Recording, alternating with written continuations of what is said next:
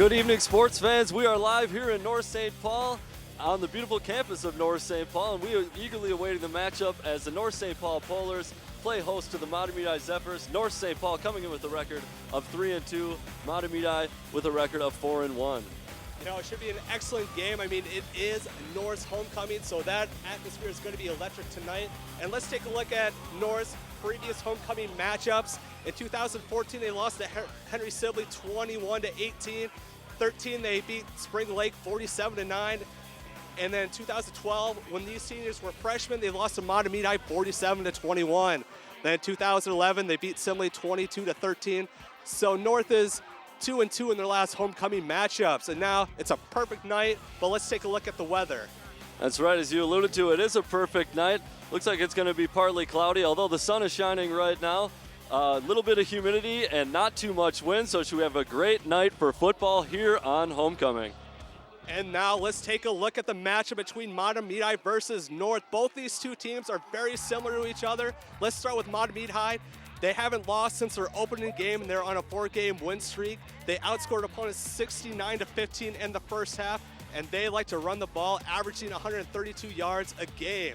Now let's move on to North. They haven't lost since their second game of the season, meaning they're on a 3-game win streak.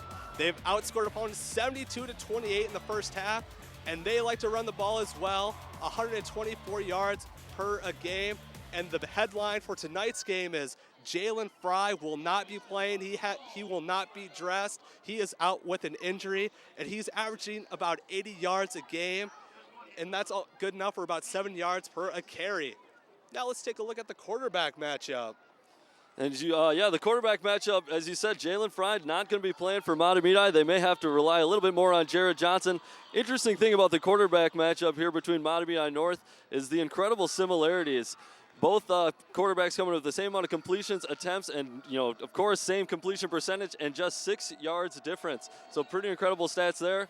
Mahtomedi may have to rely on Johnson a little bit more here tonight. Oh, for sure. Now let's go to Mahtomedi keys of the game by Coach Dave Metzel. Number one, contain the playmakers from North. He thinks that they can bust loose and play a nice, crisp game, limiting mistakes, and, of course, win the turnover battle. Always important in the game of football.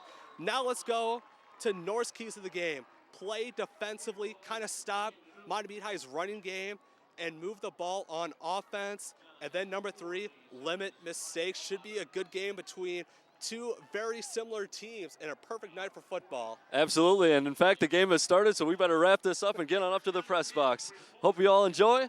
We'll have the rest of the game after this.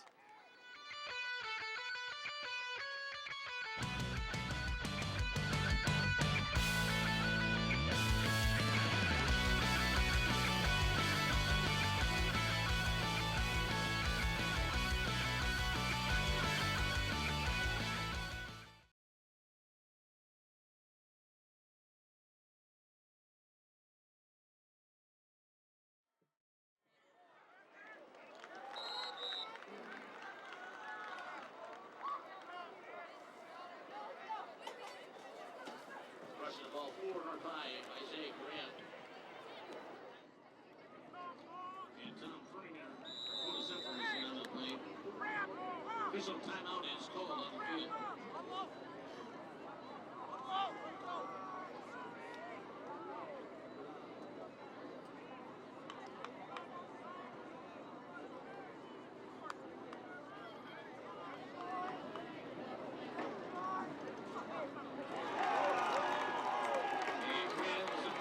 Carry.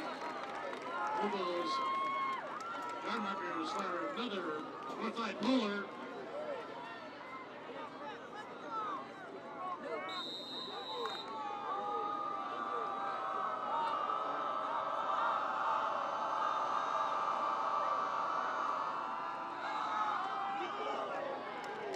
Miami carrying the ball for your Polars up to their 47-yard line. Fitzpatrick and Lucas Polar.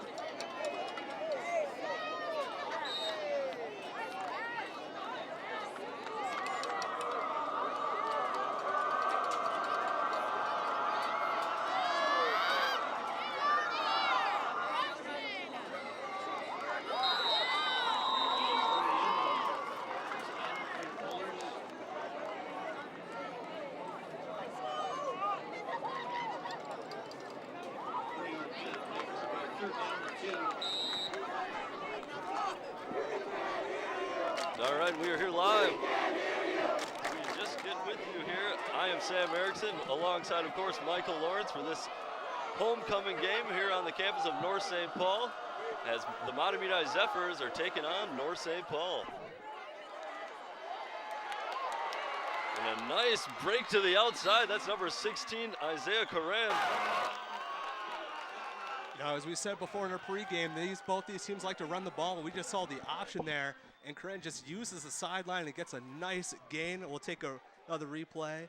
Avoids a good job on the tackler and just do a nice, just could not stay in bounds, but still a very nice pickup. Indeed, and that's another first down here for North St. Paul in this drive. I believe it's their third. As Curran once again goes in motion, gets a handoff, tries to cut inside, but is met by a wall. And that'll bring up second down. Yeah, Tom Furminger there on the defensive line for Mahtomedi High doing a nice job of seeing the running back kind of going through his gap, but he gets his paws on him and brings him down near the line of scrimmage. So 2nd and 10 here. Polars going in the shotgun. Receiver goes in motion and may have been a little too late as a flag comes in, and indeed will have a false start. I think the guy in motion may have been turned upfield just a little too quickly on that last play to get the offsides.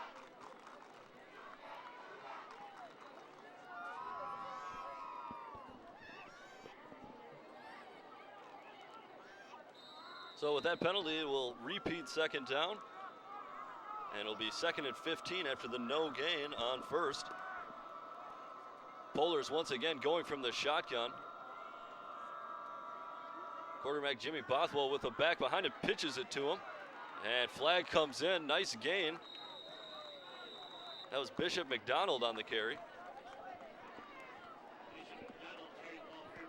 Yeah, it looks like the ref is motioning, holding against the Polars, and they'll just move the ball yet again, just 2 consecutive penalties. And after a couple of, what started off as a nice drive has kind of turned ugly here in these last 2 penalties for the Polars. Definitely great momentum to start off the game, getting the crowd into it here on homecoming, and a couple of costly penalties here. It will be second down once again. Not sure what we're looking at for yardage quite yet. And they're going to put up 25. Suppose that makes sense after the 10-yard holding penalty. So 2nd and 25 after a false start and a hold. And the shotgun, Bothwell looking to throw to his left, has a receiver. And that'll be a nice gain on a 2nd and long. Jordan Holt getting that reception for the Polars. And if you're a running back, or if you're the Polars, I mean, the last thing you want to do is get penalties. I mean, they just don't like to throw the ball. I mean, Bothwell is only throwing about 40% completion rating on the season so far, but just a nice catch there by Jordan Holt. Kind of picking up a couple of yards, making this third down maybe a little bit easier. That's right, but still going to be 3rd and long as we're 3rd and 15 after the 10-yard pass. Bothwell once again in the shotgun. He's looking left, and once again finds a receiver. Not sure if he's got enough for the first down, but a nice gain. Yeah, I don't think it doesn't look like he quite has the first down, but it's definitely a better situation. And looks like Coach Longton for the Polars is going to keep his offense out there. That's right. Decision time as it's 4th and 3, ball on the Mahtomedi 27. North electing to go for it. As Bothwell goes under center, he's got Fazeo Odeyemi behind him. Gives off to Curran in motion. Curran with nowhere to go. And he'll be taken down for a big loss on 4th down. Yeah, that was an excellent play by Evan Rage, just making sure the running back just kind of goes outside and making sure that he doesn't cut up field to pick up the first down. And yeah, it just stretches out that play by Rage. Just an excellent job by him. See, good job. Team defense there, forcing him to the outside. Everyone getting through their blocks. And that'll be a big turnover on downs as the Mahtomedi offense will take over for the first time tonight. Yeah, I know it's disheartening for the Polars not to get that first down, but honestly, that's the right call in that situation. I agree. So 1st and 10 for Mahtomedi. Got 3 receivers out to the right. Big back behind. He'll get the handoff and no gain as the North defense is there to stuff. TJ Tubbleson? Yeah, the fullback. I mean, with Jalen Fry out, I mean, and Tumbleson, they were kind of the ground and pound. I mean, a little bit of lightning and thunder, and Tumbleton's definitely the thunder in this, and he's just kind of a bigger fullback. Yeah, it does look like they're sticking with Tumbleson back there. Two backs now. Split. Two receivers out. Hand goes to Tumbleson as he'll rumble forward for a couple. Tumbleson will definitely pick up the tough yards up the middle, but with Fry out, he's not as explosive going up the middle. I mean, Fry, every time he touched the ball, was a threat to score a touchdown. But with him out of the game, they just kind of lose that threat. Yeah, Fry very shifty and small, kind of tough to bring down, tough to find. So 3rd down and 6 for the Zephyrs as Jared Johnson goes under center, split back behind him once again. Fakes the handoff to Tumbleson, keeps it himself, and he'll get a minimal gain, maybe 1, and that will be 4th. Yeah, they'll definitely bring out the punt team. And the Zephyrs like to run a triple option, but as with Fry being out, I mean, that kind of limits on what they can do. And Tumbleton's going to be your primary back. He's usually more the fullback in the triple option. So it'll be kind of curious to see what the Zephyrs can do going forward offensively. So 4th and 5. Bishop McDonald deep for the Polars. Low kick from number 10, Chase Sullivan. And McDonald will let that bounce as it favors Mahtomedi. They will down it inside the 20, and the Polars will take over 1st and 10 on their own 18. Yeah, both these teams like to run the ball, and it seems like this first quarter is moving along pretty fast. And with both these teams, that means offensive possessions are going to be at a premium going forward. I mean, this is already kind of the second possession for the Polars, and I mean, they may just run out the clock, and the Zephyrs may not get in our possession to end the half or to end the first quarter. That's right, we're just over 5 minutes remaining here, first quarter. 1st and 10 under center goes Bothwell, gives off to the back and gains a few, but is met by the linebacking core of the Zephyrs. Yeah, that Zephyrs defense doing a great job kind of identifying the play and just kind of stuffing up the lane and making a minimal gain for the Polars. So it's a 2-yard pickup, 2nd and 8. Bothwell once again going under center. Couple backs behind him. Gives off to the Bishop McDonald, who was slashing across the backfield. He picks up a couple. Was eventually wrestled to the turf.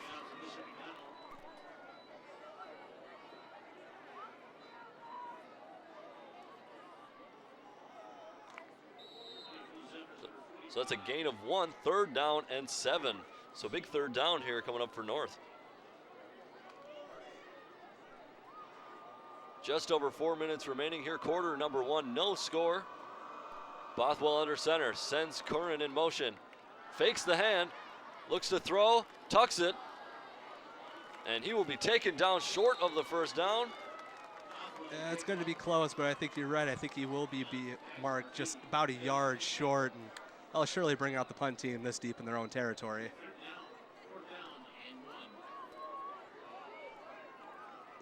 Yeah, Bothwell just trying to get the pass off, sees that no one's open, and decides to cut it upfield and just trying to get the 1st down with his legs, but good job by the Zephyrs defense in limiting that chance. So Polars go 3 and out here, 4th down and 1. They are punting deep from their own territory. And snap is good, punt is off. And it's away from Reyes. And it'll be down quickly by the Polars. Maybe could have let that bounce a little bit. Oh, for sure. But yeah, Zephyrs will definitely get favorable field possession to start their 2nd possession. And after kind of going 3 and out on their first possession, this should jumpstart the offense going forward. That's right. They basically have field position now as if they would have gotten a 1st down on their 1st possession. And that will be on their own 44-yard line. 1st and 10, Mahtomedi will take over. Number 14, quarterback Jared Johnson. He'll go from the shotgun to start out. Receivers out to his left. Couple big backs, including a tight end, Tumbleson out there. Send somebody late in motion out right. And he'll take the snap, looking to throw. Throws it up And he's got a man. And it's dropped. Yeah, it looked like Voyen just could not keep the ball in his hands as it kind of went to the ground. They say Johnson did a good job, excellent job of getting that ball off quick, because it did not have much too long to hold as the defensive line for North was coming in, but just the wide receiver unable to keep the ball hauled in. Yeah, it looked like Voyen lined up as a near side tight end, had a seam, but just dropped it. Big target there at 6'3", 190. So bring up second down, handoff goes inside, and that'll be a gain of maybe 2. And it looks like Lucas Buller may have taken that one. Mahtomedi High it's not been able to get anything going on the ground. They've just been getting a couple of yards here and there and just haven't been able to break a run for more than 4 yards. Both teams so far with pretty good interior defense to start. Yeah, and both these teams like to run the ball. So, I mean, anytime they can limit the run, I mean, the defense is winning that battle. If you're into old school football, you found the right place. Oh, Third down and 8 on their own 46. Johnson fakes the handoff, rolls to his left. Got a man, Tumbleson, and he'll charge ahead, past the first down, and into Polar territory. You know, both these quarterbacks don't like to run the ball, but Johnson they don't like to throw it, but Johnson doing an excellent job rolling out, avoiding the sack and finding Tumbleson. And Tumbleson did a good job of turning that ball upfield and trying to getting the first down. A little bit of a runner, but that time he kind of came out of the backfield and got the nice catch. Definitely. Johnson pretty cool in the pocket there. Had heat on him right away, but just rolled out to his left and found his open back. Yeah, that's the second time in a row Johnson's been under fire when he's been back to pass, so something to look forward to. So 1st and 10, Voyen goes in motion. Johnson looking to the right, he's got number 9. And he'll break it for a first down and maybe more, but he'll be taken down. Bishop McDonald with a nice open field tackle, possibly a touchdown saving tackle. Johnson, another good job out of him getting the ball out quickly. The defensive line for the Polar is just abusing that offensive line. And now let's talk about Bishop McDonald. He's a cornerback here for the Polars. Already on the year, he has 7 interceptions in 4 games. And on 9/11, he intercepted 3 passes in 1 game. Just quite the accomplishment for a cornerback. Absolutely, and that's what got him MinnesotaScores.net Athlete of the Week for the week of September the 15th. So number 22, Bishop McDonald. No, he does a little special teams too. He was back on the punt return rather. So number 22 in black, a player to keep your eye on. For sure. Lucas Buller once again running up the middle, but the Zephyrs once again only picking up 2-3 yards. Just not much going up between the tackles for the running game. So that'll bring up 2nd and 7. We're to about 1.5 minutes left to go here. First quarter, nobody on the board. North homecoming. And it looks like we're going to have a timeout. And that will be Mahtomedi's first timeout of the half. As you take a look, there's Bishop McDonald. We just featured him not too long ago. 7 interceptions. Yeah, kind of looking at Coach Metzler right now. He doesn't seem too happy with his offense right now. Or if they're late getting to the line, getting the play in. Let's take a look at some of the upcoming games here for Mahtomedi. On October 2nd, they'll take on Park. I believe they're hosting that one. I believe they host both of these. October 9th, they'll take on Simley. And those games will start at 7. Mahtomedi hoping to build on their 4-game winning streak, win tonight, win those 2, end the year at 7-1. And North is hosting Hastings here at this beautiful field on the 2nd. And then on the 9th, they are away at Park. And it looks like we're ready to resume here. Johnson under center, 2nd and 7. And he'll hand it off Buller. And Buller will once again be stopped after a couple yards. You know, it's kind of an interesting play call. I mean, you just come out of the timeout and you're just kind of running a tailback right up the middle after kind of being stuffed for a couple of yards. Kind of want to see a little more creativity, but I mean, they just want to keep running Buller up the middle and just hoping something breaks. But I mean, that is who the Zephyrs are. They like to run, establish the run, and kind of set up the pass. And you wonder if maybe they were thinking that North was thinking that kind of an explosive, creative play was coming, and maybe just try and surprise them by that. For sure. That standard run up the middle. So this will be a big 3rd down and 5, under a minute here. First quarter, Johnson fakes the handoff, looks left to Voyen, and it's just long. Looks like Voyen saw it a little bit late. Yeah, it was a good pass by Johnson. Here he'll be under center again as we watch the replay. And once again, he'll be under fire. And just a little too much for Voyen. Just couldn't get underneath of it, just at his fingertips. And just could not come down with the ball for the touchdown. You see Bishop McDonald on the coverage. Nice job with that polar front getting into the backfield right off the bat. You know, if the Zephyrs have a screen in their arsenal, I mean, pretty soon would be a good time to run it because how aggressive the defensive line has been. For sure, a couple of those guys getting in there fast. So this will be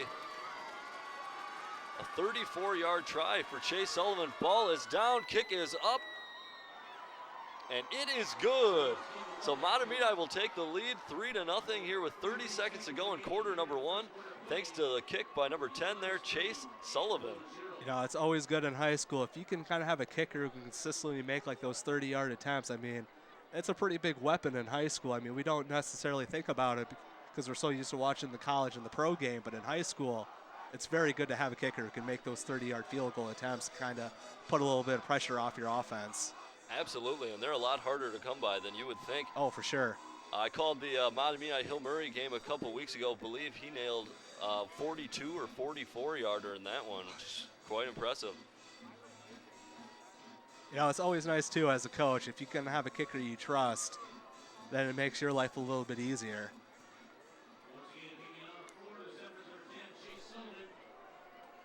And so Chase Sullivan, after that field goal, he will indeed do the kickoff duties. And Coran and Bishop McDonald back deep for the Polars.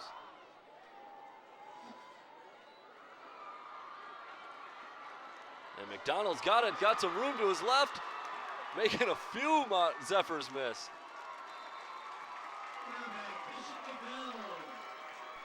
And McDonald will fire up this homecoming crowd, and just an excellent kickoff return by him, making a guy miss and then just carrying a load of Zephyr would-be tacklers a couple extra yards. Yeah, real slippery on that play. So Polars will take over great field position as they're on their own 42. First down and 10, wide receiver, one little outright, one way outright. Pitch goes to Corin. He'll get hit, but bounce off the tackler and eventually get ahead for about a gain of 4 or 5. You know, Corin did an excellent job just trying to make a little something out of nothing, and it looks like he'll get a nice 5-yard gain, and it looked like that play was going for 0. And that 5-yard gain will be the last play of the first quarter. Mahtomedi scoring, getting that field goal on their last possession was their first score of the game, so they indeed lead 3-0.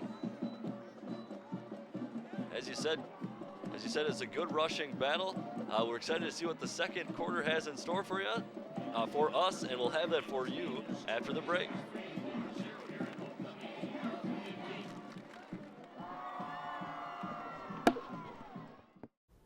Everywhere that we go, he makes people laugh and makes people smile, and I feel like I have that quality. He's the one who always takes me fishing. I watch golf with him.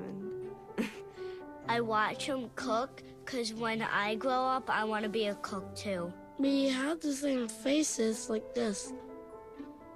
Dad is the one, when you fall, that picks you up. That unconditional sense of presence and reassurance is really what makes him my father. And the second quarter gets started with a bang as Bishop McDonald gets a quick handoff. So quick we hardly even caught it.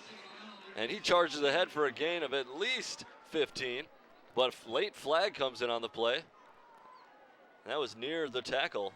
Well, Zephyr's been kind of struggling going up the middle. I mean, McDonald just does an excellent job going forward and picking up a nice gain. And we're going to tack 15 yards. Oh, excuse me, it's going to be a 5-yard face mask. But regardless, 5 yards tacked on to the end of that run. Big pickup there. And yeah, Bishop McDonald run between the tackles. Not the biggest guy out there. Only about 5'10", 165 pounds.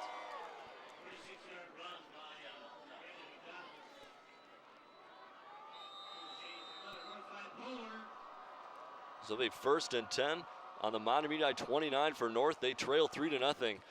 Another interior handoff. This goes to Odeyemi, and he'll get it 5 or 6. The Pullers have just been doing a much better job than the Zephyrs running up the middle. I mean, they've been picking up about 4 yards, and the Zephyrs only about 2 or 3. But if they keep running up the middle like this, I mean, they're going to be able to punch it in the end zone and come away with some points. That's right. So 2nd down and 6. Jimmy Bothwell, quarterback of the North Polars, in the shotgun. Got Coran to his right, fakes the handoff to him. He goes out right, but the pass is dropped. Yeah, that's Jordan Holton. Had a couple of big catches on the first possession for North, but just unable to corral that one. And Bothwell's only a 40% completion on the season, so I mean, it's a little iffy with him at quarterback, but yeah, he's going to need that help out there. He's going to limit those drops, especially on those short passing routes, which I'm sure they like to use. And that'll be a big 3rd down there, too. That's a tough drop. So 3rd down and 6. Bothwell from the shotgun. Coran in motion. He gets the handoff, goes out right, trying to go farther right. He'll get an edge, and he'll pick up some yards. It'll be close, but he will be short by quite a few. Did not pick up as much as I thought there. Yeah, this is kind of a similar situation that Mahtomedi found themselves in when they attempted their field goal. So it'll be interesting to see what the Polars will do. I believe the Polars have a kicker, too, that's fairly capable. This one will be a little bit longer. I believe Mahtomedi kicked from the 17. North's looking at about the 24. So this is a big decision time on 4th and 5. Yeah, let's take a look at North's homecoming history. And we see last year they lost to Henry Assembly in a close game, 21-18. And then 2013 they beat Spring Lake Park 47-9. And then 2012 they lost to Mahtomedi 47-21. In 2011 they beat Simley 22-13. So 2-2 in the last 4 years. That's right. And trying to avenge that loss in 2012 to Mahtomedi. This one shaking up to be a little bit lower scoring as the kick is up. I believe a fingertip was gotten to it as it is just low. So North no good on the kick attempt. That's Zhang Lor and just missed. I can't tell if someone got a fingertip to this. Maybe not. Yeah, just a little too short. Shy. Is a little too short. Didn't get enough arc into it to kind of get at the distance. And then we take a look at head coach Eric Longton for the Polars.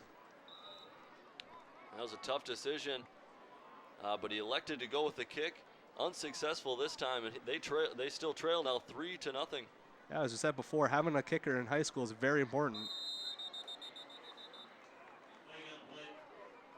That would have been about a 40-yard field goal. So yeah, not everyone can make those. I mean, like, it's definitely in that iffy range of 35 to 40 yards. Sometimes you just got to kick him to see, right? Oh, for sure. You know, that's how you learn. But like I was saying, North St. Paul trying to avenge that 2012 loss to Mahtomedi. That one 47-21, I believe. This one shaking up to be a little bit lower scoring. Yeah, and like that'll happen like when both teams like to run the ball like the way both these teams do. Is like it'll just artificially make the score a bit lower. Definitely, as that first quarter seemed to zoom by, and we're ready to go in the second quarter. As the runner gets going, and he will break it away. McDonald chasing, and he strips the ball. And North falls on it. So a quick handoff. They thought they may have brought the runner down. The Polar defense, everyone kind of gave up, let up a little bit. He kept the wheels turning, but great effort by number 22, Bishop McDonald, to come up, chase him down and come up with that strip. You know, and that's why when you're on defense, you always try and run on the ball and always just trying to make a play and keep up with it. It may not look good, but hey, when you stick with the play, good things can happen, and we just saw that on that turnover. I didn't think he was going to get him, but look at that effort and just knocks the ball loose. Teammates there to fall on it. You know, that's just textbook right there. You see McDonald just throwing in his arm and just trying to force the turnover, just showing off his strength. Good job out of him getting forced the turnover. That was a very big play, especially after the missed field goal. Mahtomedi was maybe looking to go up 10, 9 or 10 there. And on first down after that big fumble, it'll be a short gain for Odayemi of the Polars. You know, that was Zephyr's best run up the middle all night and ends in a turnover. Tough to see for them. And that was the first carry out of number 26, Lucas Honebrink. Unfortunate, probably didn't know McDonald was on his heels there, and a great job punching the ball out by number 22. So 2nd and 10 now after the no gain on first for the Polars. Bothwell under center sends McDonald in motion, who's still got to be huffing and puffing from that defensive play. Elects to hand inside, and Isaiah Coran with a minimal gain.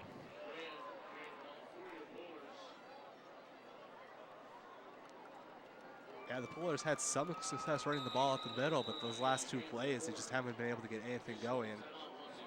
And it looks like we'll have an official's timeout as a Zephyr player a little slow to get up.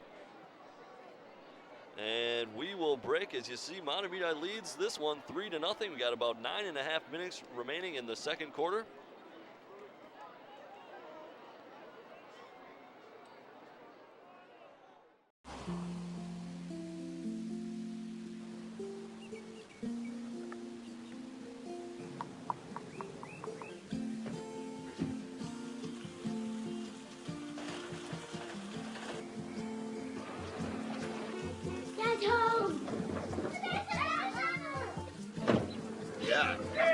The smallest moments can have the biggest impact on a child's life. Take time to be a dad today. And we're back now. Here's second quarter as time is ticking away as the injured player has left the field. North St. Paul here 3rd and 10 after a big fumble, hoping to get the first down. Into the shotgun, and Bothwell finds Holt once again and a first down.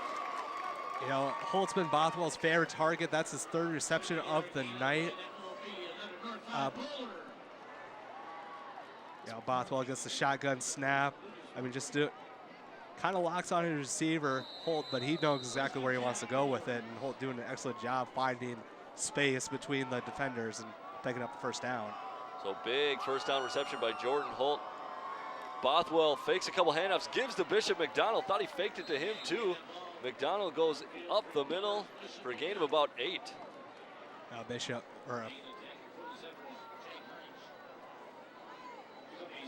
McDonald just doing an excellent job, kind of showing how versatile an athlete he is, going up the middle, getting tough yards after kind of forcing that turnover to start this possession. So big 3rd down play led to that big first down play. 2nd and short for the Polars. Bothwell under center, split backs behind him. Gives off to Odayemi up the middle and trying to pound for the first down. It looks like it's going to be pretty close. I think he's got it. Depends on the spot. And not sure if they're going to have a measurement. No, they're going to say. Yeah, it looks like it's close enough. They want to take a look at it. Yep, officials timeout. They are going to measure. Not sure if that was 2nd down. I was thinking that was 3rd down for a second.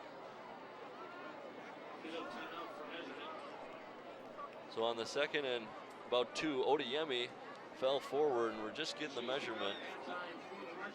And it looks like the nose of the football just barely across the line, to the delight of head coach Eric Longton as he moves along the sidelines just as the sticks do. So it'll be 1st and 10 into Zephyr territory for the Polars. They look to get on the board. Now they got a nice little drive here, and they're down 3 points, and they just had a huge turnover to start this possession. So they need to come away with some points on this drive. And Bothwell under center looks quick to his left, has Holt once again. Holt sprints out to his left, and he'll have 7 or 8 on the quick strike. Yeah, Holt's definitely been Bothwell's favorite target. That's his 4th reception of the night. Bothwell doesn't throw the ball too much. I mean, he's 19 of 47 for 40%, and already can add 4 more completions to that on the season. So Holt's been his favorite target so far. Definitely Holt doing a good job kind of getting open, just kind of getting lost out there by the defense. All of a sudden, Bothwell goes to throw the football. Holt's just wide open, standing there waiting for it. He's kind of getting his Wes Welker on, number 2. So that'll bring up 2nd and 2. And pitch goes out to Coran. Flag comes in the area of holding. Coran with a big pickup. Yeah, it looks like the umpire already signaled that it's going to be holding against the Zephyrs, so that ball's coming back. And Coach Longton does not seem happy with that call. Yeah, it's just unfortunate. I mean, it's kind of one of those unforced errors that you hate to see on a drive. Just after kind of having a huge turnover and like that ball's coming back and just kind of puts more pressure on this offense. That's not overly explosive in the passing game, and I mean they definitely don't want to be in a situation where it's second and like 14. That's right, and Coach Eric Longton has got a few words for the referees here. You saw what Coran can do a little bit when he gets in space. Although there was a hold, something Dave Mutzel, head coach of Mahtomedi, wanted to limit was the big playmakers. Coran certainly falls in that quarter, and they've been doing a good job so far. Big pass up to Holt, tipped, and is intercepted. Yeah, that's picked off by number 3, Evan Reyes with the Zephyrs. And, you know, Holt has been Bothwell's favorite target, and that time it kind of burned him as everyone kind of knew where the ball was going to be going. And quarterback just an excellent job at tipping that pass and sticking on Holt, and getting that ball to go up in the air, and Reyes doing an excellent job coming down with it. Kind of a tip drill going on right there. Definitely nice job of corralling that football. Just didn't lead Holt quite enough on that pass. So turnover, this will be Mahtomedi's football, 1st and 10 on their own 30. 7.5 to go, second quarter. Mahtomedi leading 3-0. Johnson rolls out to his right, looked long. Voyen was calling for it, but just didn't see the football. Yeah, it looked like he kind of lost it up there. He just didn't know where the ball was in relation to himself, and maybe just lost him the lights. So Voyen, that big target they've been trying to find to no avail so far here tonight. He had one drop and then a couple a little too long for him. Yeah, kind of interesting that the Zephyrs kind of coming out and passing right away. I mean, that time the whole line did a good job of sustaining in their passing blocks and kind of gave Johnson enough time to throw. So incompletion will make it 2nd down and 10. Johnson from the shotgun once again rolls to his right once again, throws to his right once again, and just too far for the receiver. Looks like he was looking number 84, Jake Necht's way. Necht. Yeah, once again, the defensive line for the Polar is just kind of rushing in and forcing the issue and making Johnson have to throw the ball quicker than he wants to. And so without Jalen Fry, looking a little more pass first here tonight are the Zephyrs. So far this possession though, 2 incompletions, bringing up that big 3rd and 10, and have only ticked off about 7 seconds on this drive. So Johnson goes under center for the first time here on 3rd and long. He'll hand it up the middle, Tumbleson, and he will get a 1st down. TJ Tumbleson. And a nice job up front by the Zephyr offensive line, giving Tumbleson a little bit of room. Yeah, Tumbleson's definitely one of their playmakers, and he just did an excellent job of shutting off Ryan Dumoth from the Polars and just able to pick up the 1st down. Boy, he looks like a load to have to bring down. Yeah, he's like stout. He's kind of like a brick. See, they feature him a little bit more. Number 26 in the backfield, now Lucas Honebrink. He's kind of the backup to Jalen Fry, more of the traditional running back. And he will indeed get the handoff and gain about 2 yards. Yeah, just another tough run. Only a couple of yards going up the middle for the Zephyrs. Last time they broke kind of a big play going up the middle, led to that forced turnover by McDonald.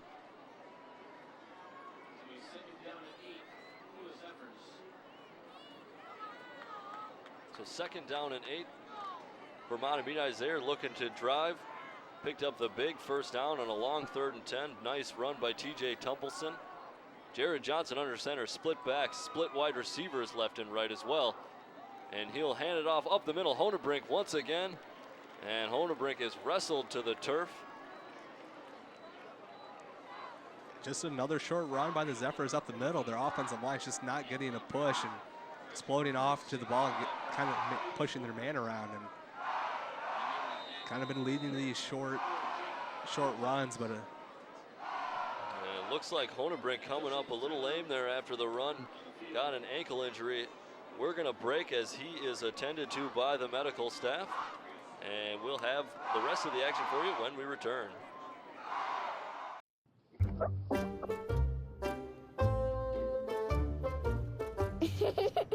Sometimes all it takes to be a dad is remembering how to be a kid again. Take time to be a dad today. All right, Honebrink getting some little bit of help off the field from a coach and a fellow player. Just rolled up an ankle, looked like. Yeah, it looked like an ankle injury. And that's going to be tough for the Zephyrs as they're already down Jalen Fry, kind of their star running back, missing their second. That's going to be no good. But they will go with the split back. This one will go to Tumbleson. TJ Tumbleson, the third back they've kind of been featuring. He picked up a big first down earlier on this drive. Unfortunately, can't get the third down conversion on that play. You know, Tumbleson's definitely one of their playmakers, but there's only so much that the running back can do on 3rd and 6. And last time he was able to pick up the first down on 3rd and 10, but he's unable to convert it there. And I mean, it's Tumbleson. He's not really your back that's going to be quick. I mean, he's definitely more of a bruiser going up the middle. Just kind of close your eyes and get out of his way is the way he likes to run it. Checking in was number 6, Spencer Scott, listed as a quarterback junior, so he came in when Honebrink went out. Coran muffs the fumble, or punt, and it's fumbled. And it looks like the Polars will fall on it. Not sure, referees having a discussion with the guy who recovered the ball. Maybe just some words were mixed. Coran loses his focus there, but nice job coming in. Angelo Mancini, the 4th.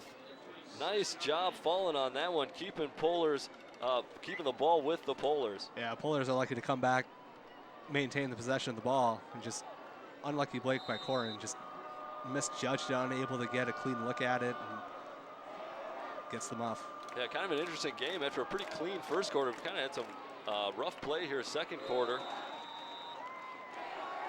But that's a nice pickup on first down as a short pass out to number 2, Jordan Holt. Once again, that will go for about 6 or 7. And it'll be second down for the Polars. Jordan Holt's been Boswell's favorite target. I mean, if you're going to get, I kind of want them to feature somebody else in the passing game because it makes it easy about who you're going to go to on passing downs. And they send it to Coran on the late sweep motion. He gets stuffed after a couple yards, maybe a yard.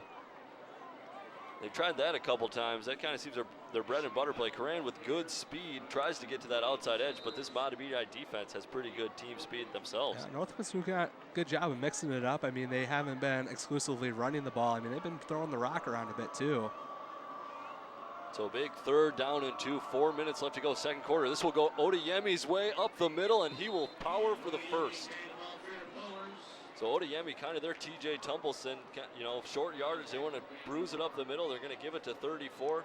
He does his job on that play. You know, Odeyemi, that's like the second time he's converted kind of a 3rd down and short yardage situation. Just an excellent weapon to have if you're the Polars. Yeah, it was a big conversion too after the nice gain on first. So they'll bring up another first down and 10. Bothwell sends Bishop McDonald in motion, hands it up the middle to Odeyemi once again, and he'll get a couple yards. That'll bring up a second down and 7. So both these teams kind of featuring a few backs, kind of mixing in some passes, similar offenses. Not surprised by those quarterback stats, I suppose we saw. I mean, both these teams are kind of like a mirror of each other, and it's kind of interesting. It seems to be playing out on the field, honestly.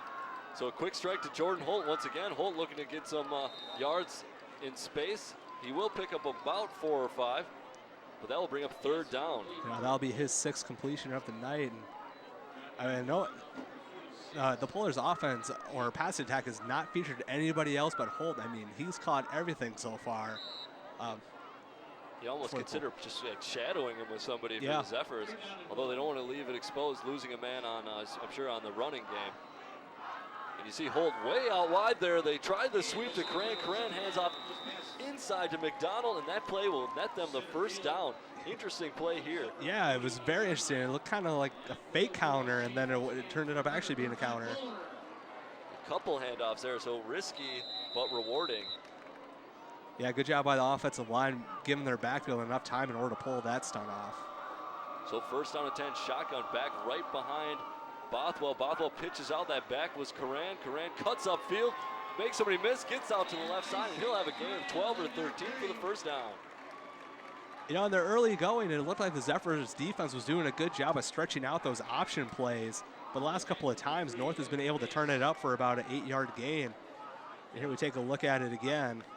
North getting a little creative, kind of mixing up formations, as that one we haven't seen that too much. The pistol formation as Coran lining up right behind Bothwell in the shotgun. So it'll be first down and 10, time ticking out here in the half.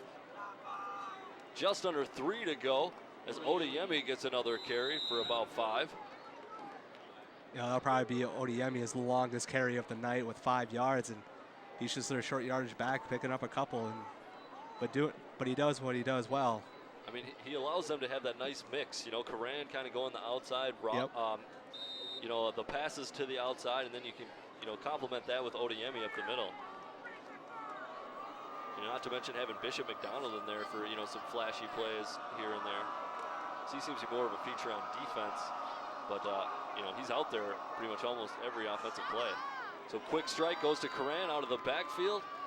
He'll get positive yardage, but be shy of the first down. Yeah, that play looked pretty risky there, as it looked like number 45, Cale Seekemeyer. It looked like he may have been able to kind of come down with the ball and intercept. He just kind of comes through the offensive line. Sort of read it the whole way, gets an arm out there, just a little too quick of a strike. But once again, a big third down. And of course, Odeyemi gets it. He'll get stopped. And I'm going to say they're shy of the first here. And indeed they are, as he picks up maybe a half yard. And we have 4th and 1 from the 28. Now they elected to kick a field goal earlier in the game from the 24-yard line.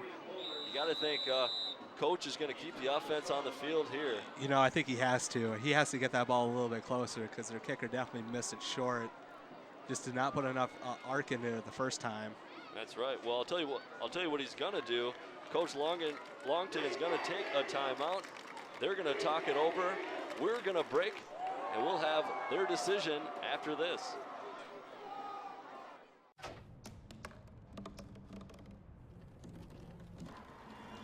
Everybody has a dream.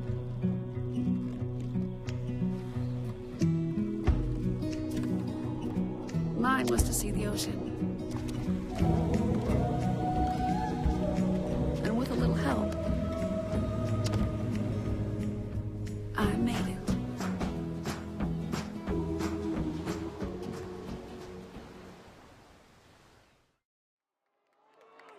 We're back taking a look at that homecoming crowd as North is welcoming Mahtomedi. Big fourth down. Coran gets a quick pitch. He's got an edge. He leaps over a man.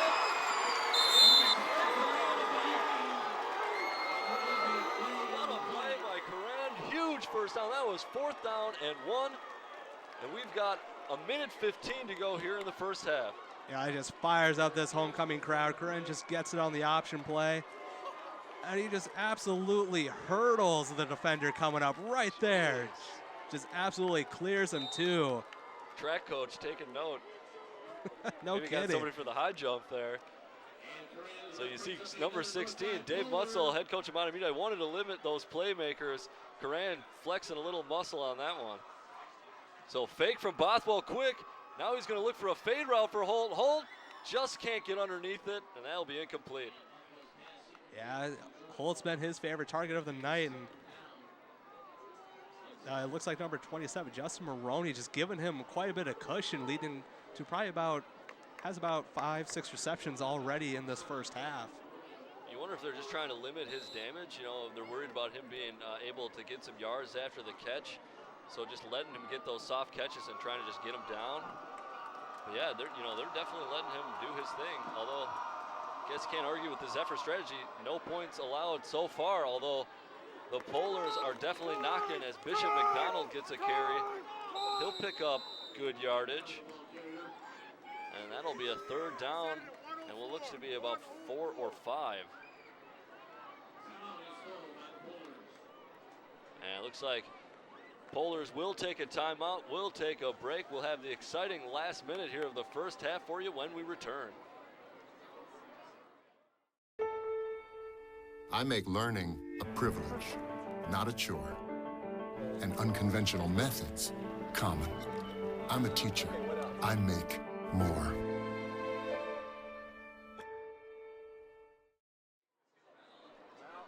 There's a look at number 2, Jordan Holt. Got quite a few catches so far tonight. Wasn't able to bring down that last one on first down inside the red zone. Yeah, I'm really surprised Coach Longton elected to take a timeout there. I mean, he wasn't really in position with the 58 seconds to go, but just want to make sure everyone's on the same page. Yeah, maybe setting up a trick play, creative play. They will just hand off to number 16, Coran. He dives, but he will be short of the end zone.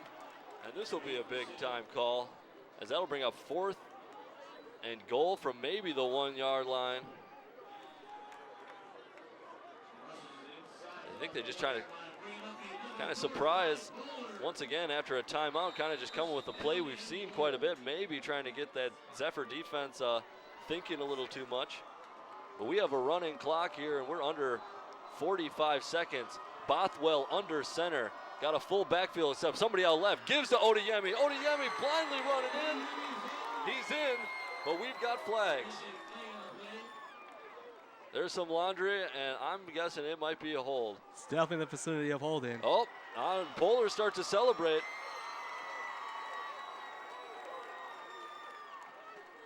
And they might be saying he is short. There's a face mask, which will get them half the distance to the goal. You see the face mask come in there, and yeah, I think the ball was kind of stuck in the stomach of Odeyemi, so it never really quite crossed the goal line. Yeah, if you needed a tough yard, Odeyemi's there to pick it up for you. He's just been crucial for this Polar offense. I mean, he's been converting 3rd down, and then he just got that touchdown. And so this brings up 2nd down and goal. Not sure how we're on 2nd down. But Bothwell will just keep it, leaps over the pile and in.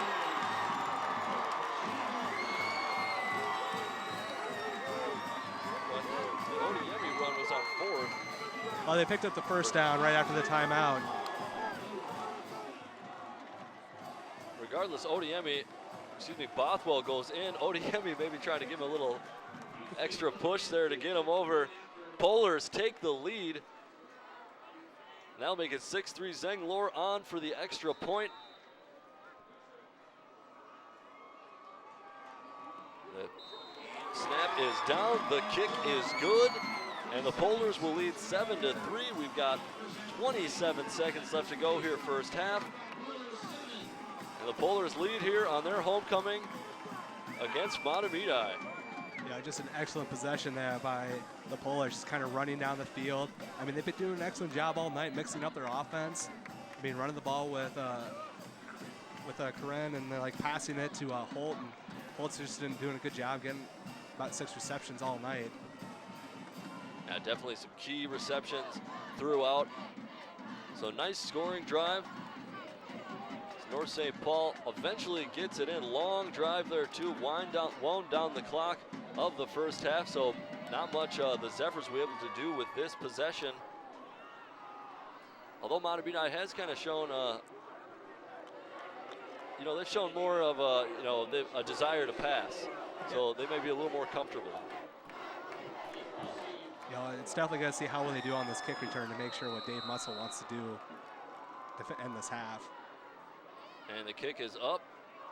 It's taken. And Mahtomedi, had some blocks, so nice return. We do only have 20 seconds remaining. Mahtomedi with 2 timeouts. And decent return in there from 27, Justin Maroney. As you alluded to before, Mahtomedi has shown they kind of want to throw the ball tonight. Their running backs are a little bit dinged up with Fry being out and then another one going down late in the second, Hohenbrick. So, I mean, it'll be kind of curious to see what they do in the third. That's right. Looks like Hohenbrick still on the sideline. 6, Spencer Scott in for him. And as we saw, Mahtomedi with decent kicker too. Nailed a 30-some-odd yard field goal. It's TJ Tumbleson gets the handoff on first down, and that's a pretty big gain. Yeah, it is. I'll stop the clock. If Zephyrs hurry up, they could spike the ball and kind of get our playoff, but it looks like they'll take the timeout. Looks like, yep, Save it Butzel down. will take a timeout. And we will break, have about 15 seconds left to go here in the half. Mahtomedi trails 7-3, but they're on the move.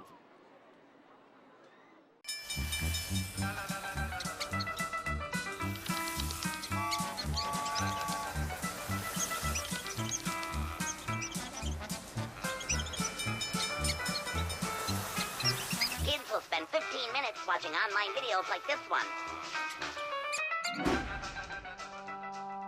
Brushing for 2 minutes now can save your child from severe tooth pain later. 2 minutes, twice a day. They have the time. And welcome back. As you see there, North leading 7-3. 15 seconds left to go here in the first half. Mahtomedi with the ball, and they're driving just about midfield. Johnson goes from the shotgun. He rolls to his left, trips over a man, and he'll be brought down. And I'm guessing the Zephyrs will let time run out. Oh, they will take a time. They will use their last timeout, as they had just taken a timeout previous to that play.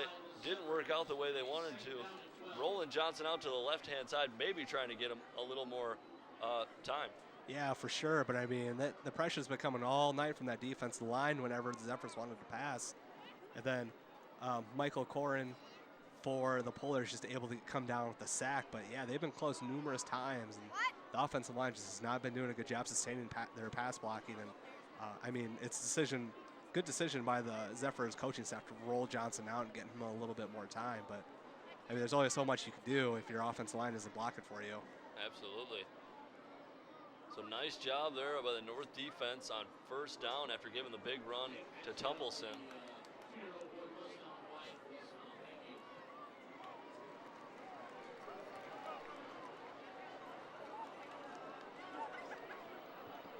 So beautiful night here in North St. Paul as the sun has finally set. Getting ready for what is most likely the last play of the first half here. North just taking the lead on Mahtomedi in the last minute, 7-3. Johnson back to pass, he'll unleash. Looking for somebody, and Bishop McDonald will bring it down, but he's on the wrong team. And he's got room to run. And he's going to take it. McDonald, what a show. That is a nightmare play if you're the Mahtomedi Zephyrs, as they were just trying to throw it up, hope something magical would happen. It does. But hold up, there is a play on the play. It happens to the defense. Oh, and I didn't see that. There are some flags midfield right around the center circle, which is also painted yellow. Got one near side here too, and this may be on the return. No, I think it was definitely before the interception, so it's either a holding or maybe a roughing the passer. Before the interception. Nice eye. McDonald has it tracked all the way. As we mentioned before, 7 interceptions in 4 ball games. And now this is his 8th and 5th in 5 games. It's like, that's just impressive for a cornerback. Absolutely. And you know, I don't know if I'd want to even throw it in his vicinity with numbers like that. And he's looking a little dejected, which makes me believe that this one might be coming back. Yeah, if that's coming back, then that means the Zephyrs will have one more untimed down to finish the game, or to finish this half. And if you're Coach Metzel, maybe you elect to take the knee and go. It's not often you get a second chance. Looks like we have holding on the pass. Holding on the return. They offset. And so there will be no score.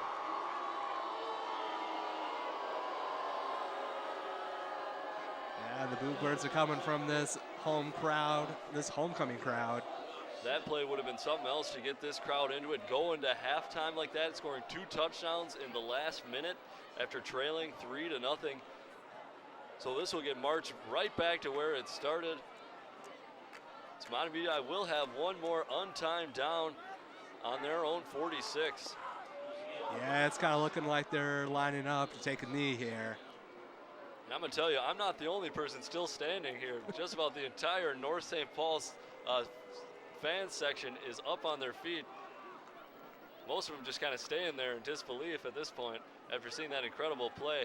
So unfortunate for McDonald and the Polars that is not a touchdown, but we can see what happens here. And you're right, absolutely. Mutzel saying, I've had enough of that heart attack, and he'll take a knee. With that knee, that'll conclude our first half. North leading 7-3. You know, it wasn't a good pass by Johnson, just throwing it out, trying to make something happen. And unfortunately, it was offsetting penalties. Otherwise, that would have been a bigger lead for the Polars going into the halftime. But yeah, good job by Metzel kind of deciding to rein it in a little bit and taking the knee, because they'll get the ball back at halftime. That's right. They will have that ball when we start the third quarter. So no 2 touchdowns in that last minute, just the one. But North will take the lead into the break, 7-3, and we'll have that second half for you after we break.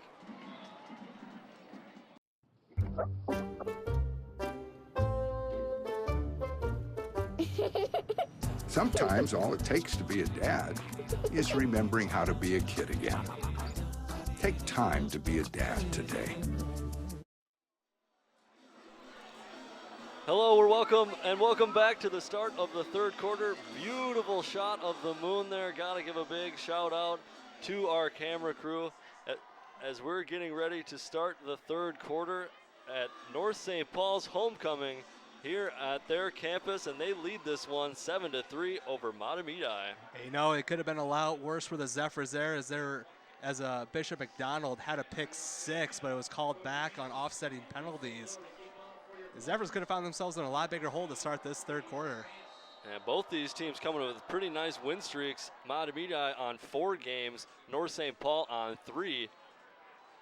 And both teams kind of in jeopardy of losing those winning streaks here tonight, as we've got a close one to start the third quarter. You know, you kind of knew that this game was going to be a little bit lower scoring, as both these teams like to run the ball and kind of limit possessions for each other. And I mean, both these teams average about almost 130 yards a game. But the biggest thing with the Zephyrs is Jalen Fry is out, so they had to kind of go to other people such as TJ Tubbleson, kind of like their bigger back, picks up the short yardage game, kind of the power running back, and Hornbrick, who kind of went down with an ankle injury late in the second.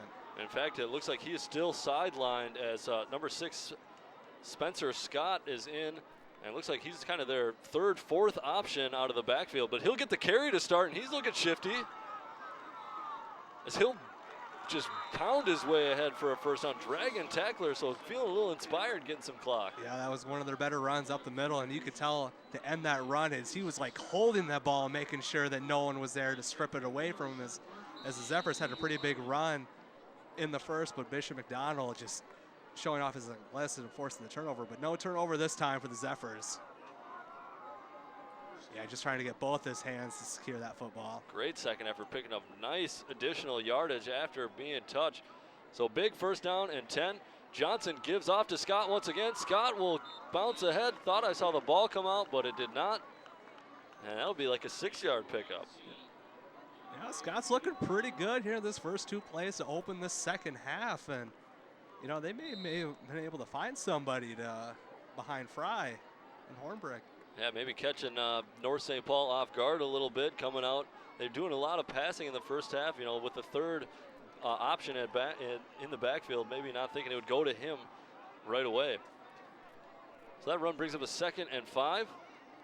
Johnson with one receiver out left. He'll hand to Scott once again. Scott looks to his left, cuts inside right, and he is right around that first down.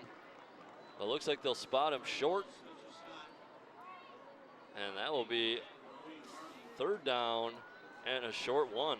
You know, this is the 3rd time in a row Scott's getting the ball, and he's making the most of his opportunities as he's showing like another decent run in between the tackles. Showing the ability to make the defense miss. Listed as a quarterback on the official roster. Possibly a run first quarterback for the future junior. So Scott with 3 nice runs to start off this second half. Yeah, Tumbleson coming back into the game for them. Look for him to get the ball. So short yardage situation, and Tumbleson indeed gets the football, and he will have enough for that first down. So you wonder, that was a point of emphasis during the halftime talks, maybe control the line of scrimmage a little bit better for the Mahtomedi. Yeah, I remember watching Mahtomedi High earlier in the year, and they would run like that triple option quite a bit, but now that Fry's injured, they kind of went away from that. And they've just been doing kind of straight handoffs to the running back. But maybe with Scott kind of showing some emergence that they might go back to that triple option. Definitely. Showing an option type of formation, I formation, 2 tight ends, 1 receiver out to the left. It'll be a straight handoff. Scott tries his cut inside, and he will be wrestled down. Big play there, number 43, Angelo Mancini, the 4th. Yeah, the Polars were not, they knew exactly what Mahtomedi High was doing, and they were prepared, and they stuffed that ball. And Scott just unable to get any yards. Good job there by Mancini.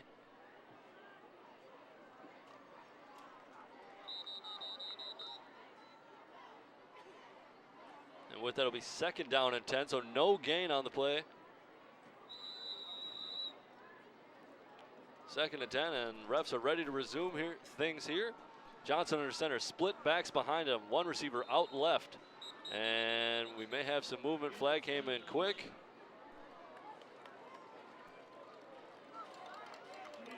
And it will be a false start.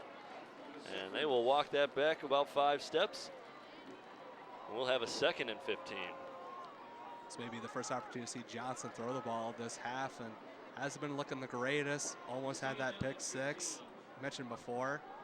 But now they kind of find themselves in 2nd and 15, and for the Zephyrs offense, this is not a situation you want to be in. You definitely want to stay ahead of those downs with this type of offense. And definitely the way they were moving the ball to start the half. Unfortunate to have that penalty to make it a long 2nd down. So 2nd and 15. Nobody out wide, Bishop McDonald's way. And fake the pitch, goes to Tumbleson. Tumbleson will run to the left. He'll get stood up after roughing up a few defenders from the Polars. You know, Tumbleson just showing off his powers. He made the first tackler to go back once they made contact and kind of picked up the yards, but luckily for the Polars, there was a couple more defenders there to help bring him down. So a 4-yard pickup there from Tumbleson. I will say 3, so looking at about a 3rd and 12, 3rd and 11 here. Big play. You're going to wonder if we're going to see a pass. And Johnson's not too great of a passer coming into this season or coming in this game with 40% completion percentage so far. Sends a receiver in motion, looks to his right, throws to his right. Voyan has the catch, but he'll be taken out right after. And we have a late flag come in. And that was after the quarterback got off the turf, so I'm wondering if maybe it's a roughing the passer. We'll take a look at the completion. Well, once again, the defensive line coming in for the Polars.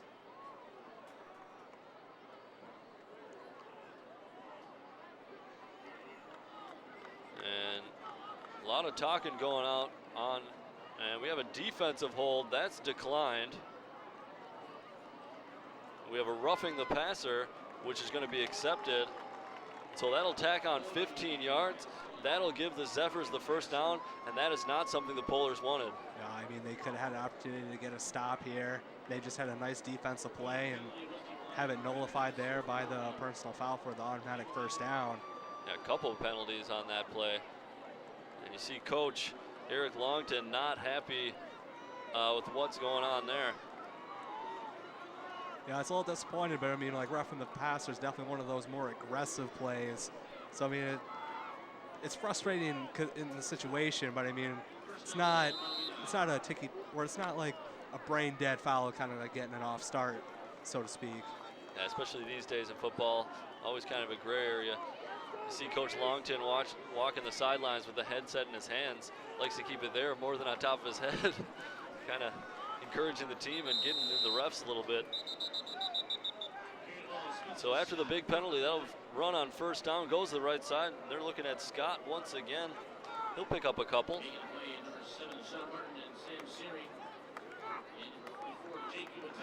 Yeah, Scott just once again doing a good job of running up the middle, picking up about a couple of hard yards up the middle, and he's kind of been a breath of fresh air for the Zephyr team. Although probably about his first action so far, and you kind of hope you don't wear him out a little too much. on this first drive in the first quarter, or the third quarter. Johnson under center. Looks like somebody got going a little early on that one, and we will have a false start.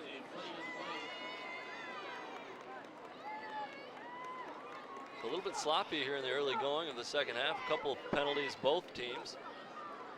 We'll maybe take a look at who got flagged here.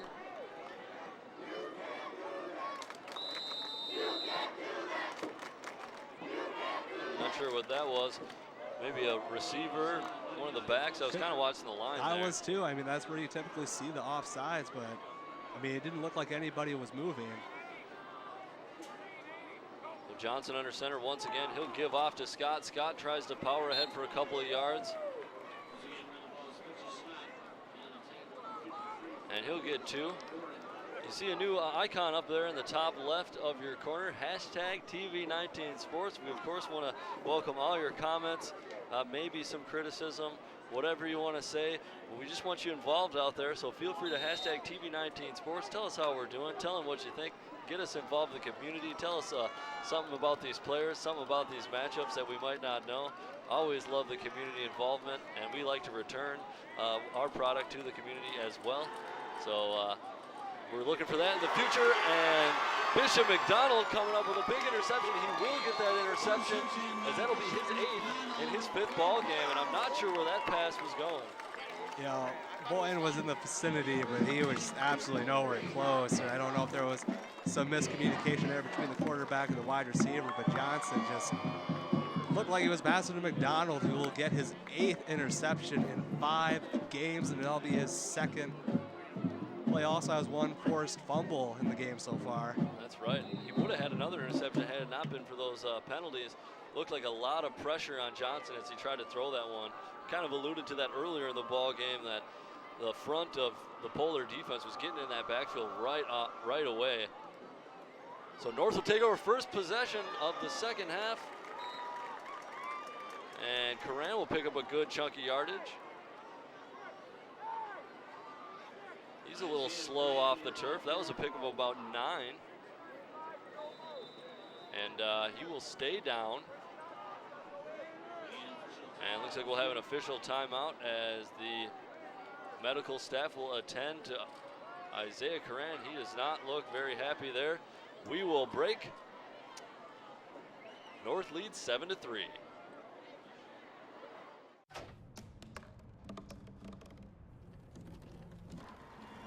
Everybody has a dream.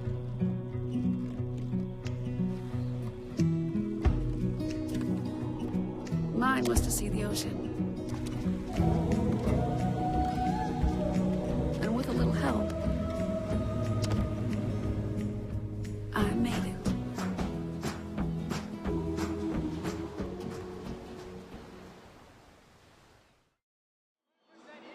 And you see Coran getting a little bit of help off the sideline. Looks like he may have just kind of wrenched his ankle a little bit. He looked a little more upset than in pain laying on the field. He wants to still be out there helping the squad as North leads at 7-3 here. Just under 6 to go in the third quarter. So a low scoring affair here, a lot of running of the football, and that may hurt the North Polars losing their top rusher. You know, both these teams have injuries to their starting running backs. We talked about Fry in the opening, and Lucas Hohenbrecht kind of replaced him, is kind of injured. We haven't seen him since he got helped off the field. It's kind of gut check time for both these teams. Both teams with winning streaks on the line, losing some of their offensive weapons. So really getting down to the nitty gritty. Who's going to win this one? Line of scrimmage may be a big battle. And speaking of, that was a nice win for the Polars at their line of scrimmage as Odeyemi gets the first down. You know, once again, the Polars find themselves in a short yardage situation. They're giving the ball to Adonye, and he's just able to he's able to move the sticks. That's right. And with Coran out, he might be the feature back as he is lone in the backfield. McDonald goes in motion. He'll get the hand. You wonder if Bishop McDonald may be featured a little bit more on this offense. Of course, a great defensive player, as we've said. But he does hang in there on offense. And as we saw on his return that was nullified, he's got some ability to make some people miss. But just a good job of the Zephyr defense on that one. Yep, they were not they were not surprised at all, just able to kind of clog it up, make sure that McDonald didn't have anywhere to go on the outside. Zephyr's defense has been doing a pretty good job on runs to the outside, but towards the end of the first, they were kind of letting some creases go. And Bothwell will throw this one deep. Oh, and he's looking for Holt, and just long.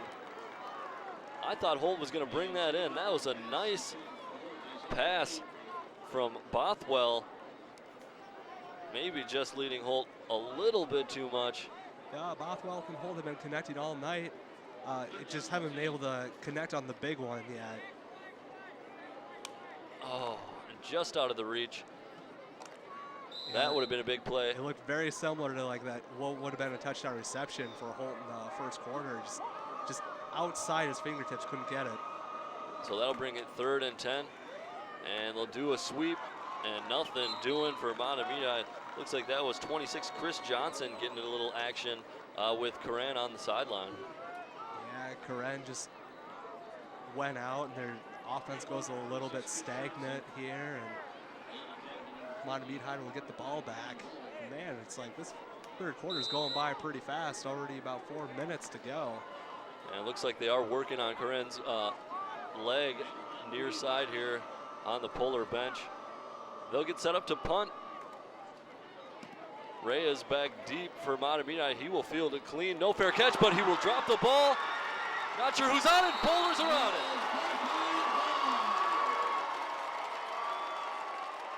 And at first the referee pointed the wrong direction, but he's corrected it now. Polar football. Yeah, nearly gave the North Polars fans a heart attack there, but he corrected himself pretty quickly.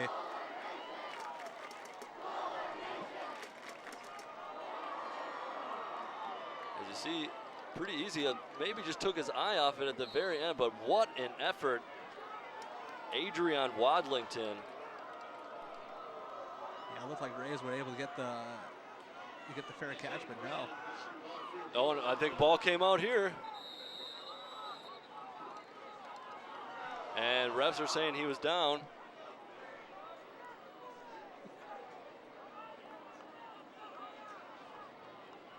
And refs indeed will say he's down. And that'll be 2nd down, so North nearly giving the ball right back after recovering the special teams fumble.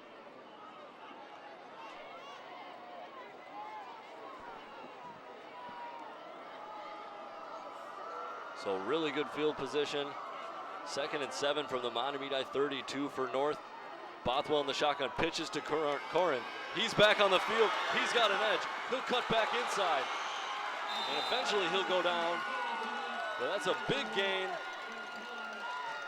And it looks like he gained about 20 on that one. Yeah, in the first quarter, in about the first half, the Zephyrs defense did a good job of kind of stretching that play to the outside. But this time, Coran just doing an excellent job on the option and turns it up and just beats a couple of Zephyrs defenders. It gets the huge gain on the left side of the field. And it looks like he stepped out there before he was tackled, but they'll give him the spot on where he's tackled just outside the 10-yard line. 1st and 10 on the 13. Odeyemi gets the handoff inside, and he'll pick up almost 9. And it looks like gain of 8. 2nd and 2. Yeah, with Coran out on the field, I mean, this Polar's offense just looked drastically different than when he was off the field for an injury. So 2nd down and 2 from the 5-yard line. North Polars threatening here on their homecoming. Handoff goes to Odeyemi once again, and he will be met right at the line, in fact, in the backfield. So great pressure from Mahtomedi on that play. The Zephyrs were not fooled whatsoever. Odeyemi, you know he's going to get the ball in this situation, but that time they're unable to get the stop to that. So this brings up a big 3rd down and 2, although probably thinking, well, they've got a decent field goal kicker. He did miss a long, about 40-yarder, but we'll see what they decide to do if they can't get it here on 3rd. Spread, 2 wide receivers out right. Corin behind, and he'll get the pitch. Doesn't have much to the outside, but he'll cut in and get in. Touchdown, Polars.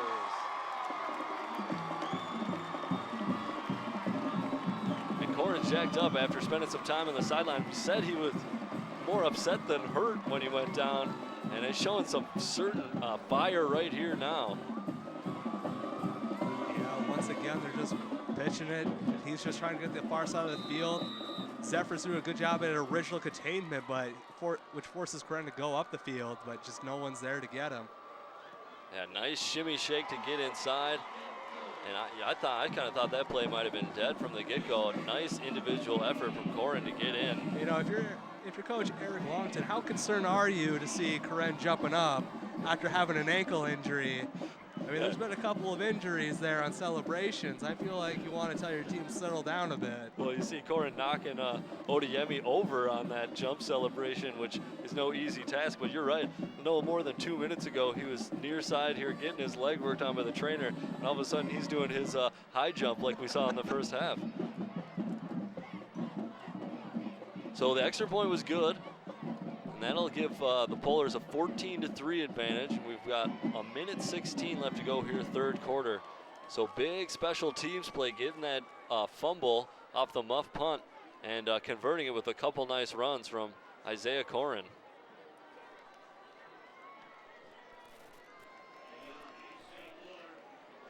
Yeah, the Zephyrs are definitely going to have to answer the call. They need to get some points on this possession, kind of stay within the Polars, and the way that Polars offense has been going, that might be pretty tough once they get the ball back.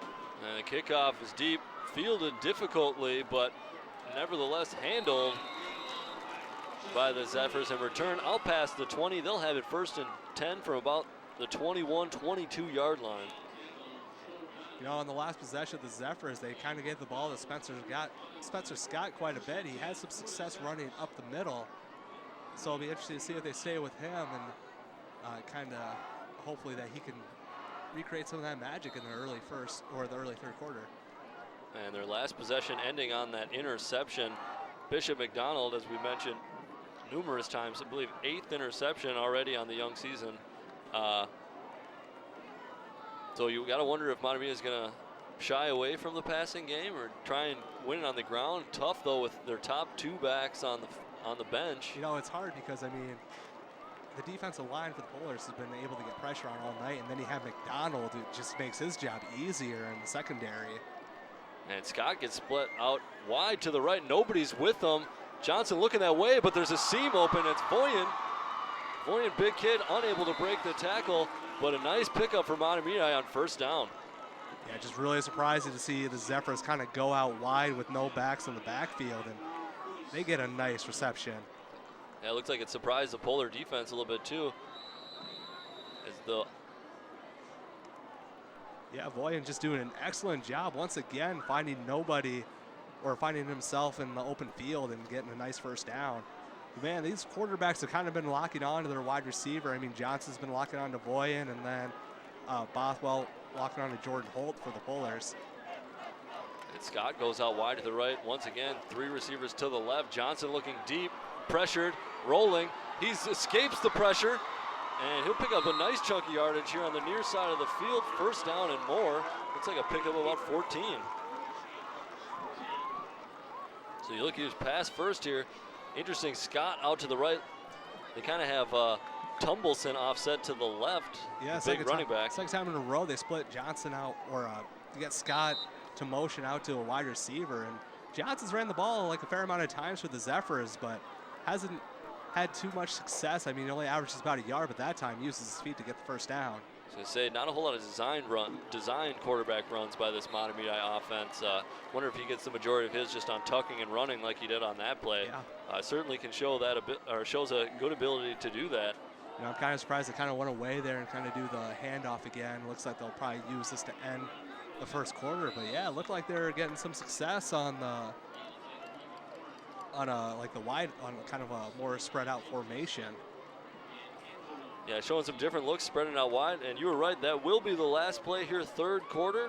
As you see the score on the bottom of the screen, North leading at 14-3. We are here live at North's Homecoming 2015. We will have that 4th quarter for you after the break. North leading 14-3.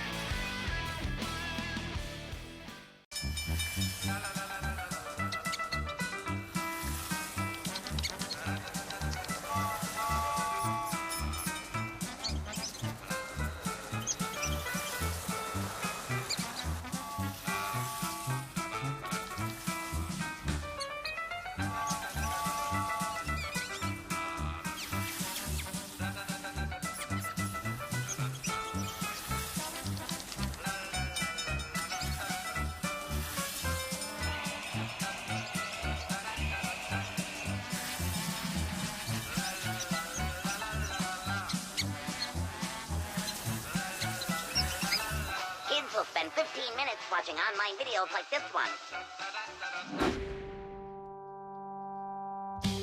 Brushing for 2 minutes now can save your child from severe tooth pain later. 2 minutes, twice a day. They have the time. Mahtomedi pitching the ball out to the right to Tumbleson to start the fourth quarter. And looks like he'll be taken down almost immediately.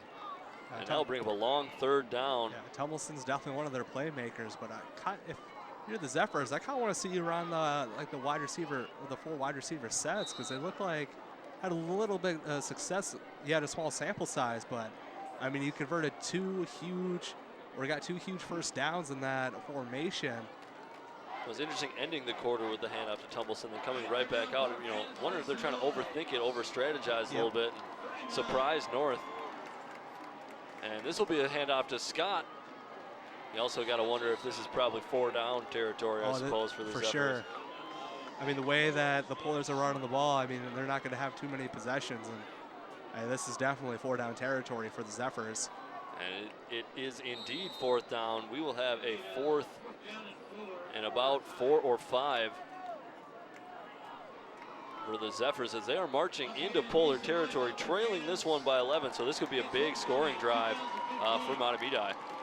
1 receiver out left, I form behind Johnson. He'll hand it off to the deep back Scott. Scott will get ahead. Flag coming out real late.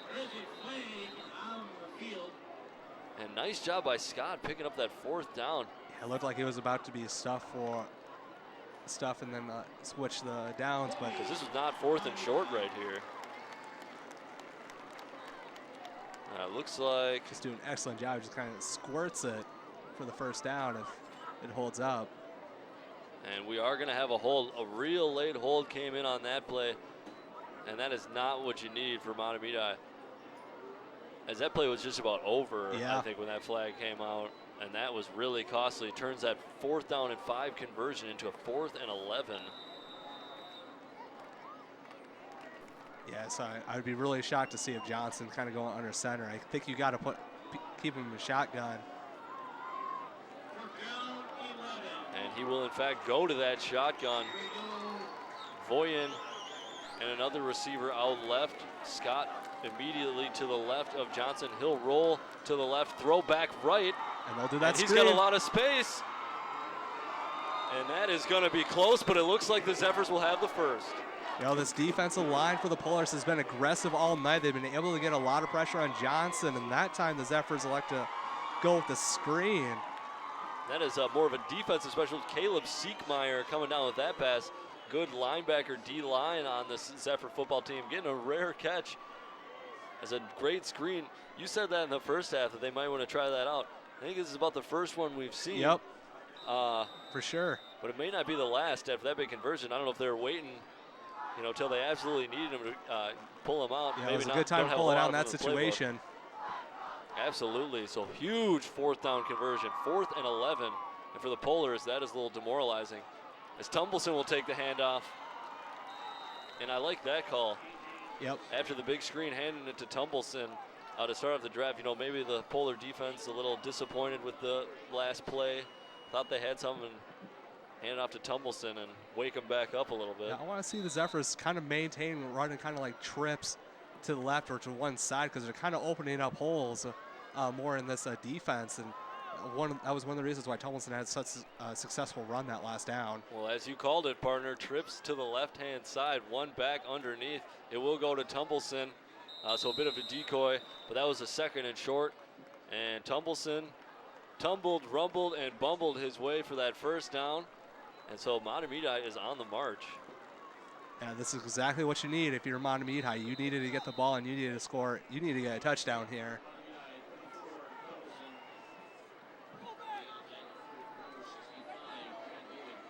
Be 1st down and 10 from the Polar 17. 9 minutes to go in the ball game. Johnson under center. Fakes the handoff to Tumbleson. Will keep it himself and maybe falls forward for a couple.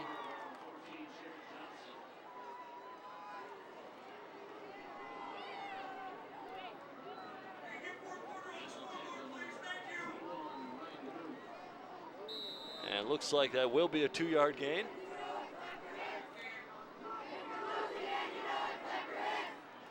So 2nd down and 8. Zephyrs ball on the 15-yard line. I formation behind Johnson. 2 receivers to his left. He's looking to pass to his left. Big pressure. He'll roll and run to the right. He'll have tons of space, and Johnson will make it into the end zone. Yeah, Johnson's had some difficulty running the ball this season, but the last couple of times he's pulled it and run, I mean, he just has gotten some huge gains, and he gets the touchdown on that carry.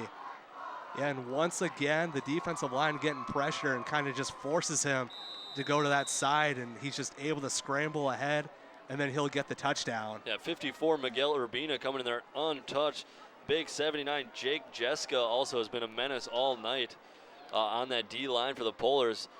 Pretty much getting penetration, from the snap. The Zephyrs are being smart about their passing. I mean, they haven't made Johnson kind of stay in the pocket and force him to be a pocket passer because they know their offensive line doesn't really allow it, so he's been rolling out. So they have to go for 2 here, trailing 8. The pitch goes to Scott. Scott will throw a pick. And it'll be, so that interception will be no good on the 2-point conversion. As we said, Scott listed as a quarterback. Didn't have much time to throw and threw into crowd there. So no good on the 2-point conversion. Mahtomedi will trail now 14-9. That was a good call there by Dave Mutzel. I mean, yeah, it didn't work, but they're able to convert it. It's only like a 3-point game, and you already showed that you have a kicker in Chase Sullivan who converted a field goal in high school. So, I mean, it was a good call. I mean, it didn't work, and I mean, even if you went for the PAT, you're down by 4, and you still have to get the touchdown. But excellent call. Yeah, I think you have to go for it there. Unfortunately, doesn't work out. Mahtomedi basically now will have to focus on getting that football back and getting another touchdown. Yep. And the Polars offense has been able to run pretty efficiently with Corinne back in the game. And so, yeah, this will be a real big test. North doing what they like to do, running the football and trying to run it out. Like I said, gut check time. Who's going to win that battle at the line of scrimmage? So Chase Sullivan set to kick it off for the Zephyrs, number 10. Back deep, Corin and Bishop McDonald, a couple dangerous players for the Polars. And that kick is up and deep. Good kick from Sullivan into the end zone. And Corin is going to have to down it.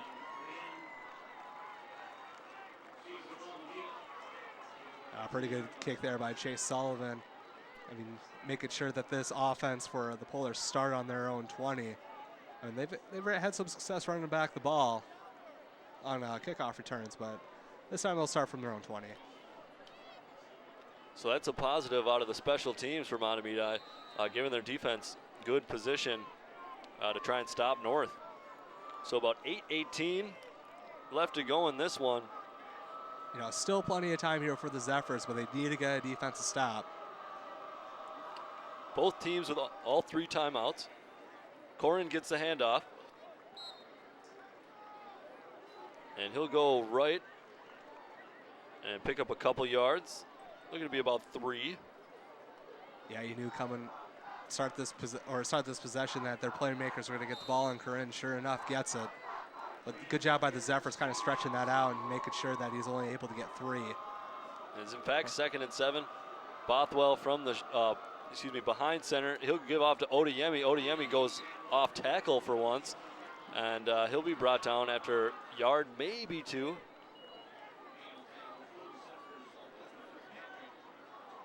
And they'll give him 2, so that'll be 3rd and 5. Big 3rd and 5 deep in their own territory for North. And what are you doing here, Coach? Run or pass? I mean, if you're the Zephyrs defense, you have to watch Jordan Holt. He's the only person from the Polars who's gotten reception tonight. So, I mean, you got to make sure where he is on the field. And sure enough, he's getting split out wide right now. Yeah, he is out on an island by himself out left. Wonder if he's just being a distraction. And they gave it to Corin. And Corin handed off to Bishop McDonald. And that was stuffed. Saw that play a little bit earlier in the ball game. And it worked. Picked up a nice first down. That time, defense was ready for it. The Zephyrs did exactly what they need to do, and that's force a 3 and out. You like the trickeration there. Although I'll say risky play doing the double handoff deep in your own territory. And unfortunately for the Polars, not much there as they will punt, and Mahtomedi will have a great chance to take the lead with a touchdown. So the punt is up. Nice punt. Reyes had a little bit of trouble with the last one. He'll field this one clean. Cuts back. And flag comes in. And that may go against the Zephyrs on the return, and that could be a little costly. Yeah, I'm really kind of surprised that Reyes elected to try and do something on the punt return. I figured he would have elected to do the safe bet because they would have good field position and fair catch it. And in fact, we have a block in the back.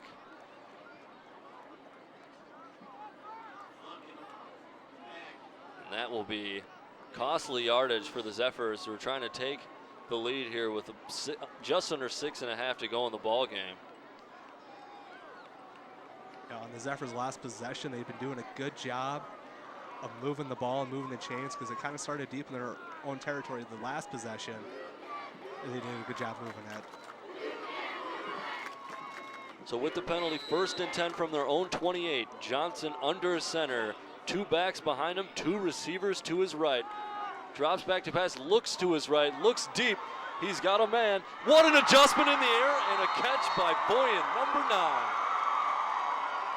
Yeah, the cornerback did not do a good job turning his head around to making sure where the ball was. I mean, he easily could have defended that, but Boyan, man, what a play. Just able to get a huge chunk of yards. And that's a duo that's had a little trouble finding each other all night, and they've hooked up a couple times here in the second half. This one definitely the most impressive. And great job by Boyan to go get it. He's had a little trouble seeing some of the long balls, but not on that one. And they'll go from the eye, and Tumbleson will pound it forward as he dives ahead for an additional yard. And that just seemed like a quick hitter right up the middle and just gets a quick 6 yards. That is a great asset to have after those big plays. Yep, for sure. And on that last passing down, the O-line did probably about the best job all night, giving Johnson enough time in the pocket, making sure he can stay on the pocket, survey the field. And you can see what can happen if he gets some time. Nice pass. So same formation, 2 backs, 2 guys out left. Hand goes to Tumbleson once again. He'll pick up a couple, not enough for the first.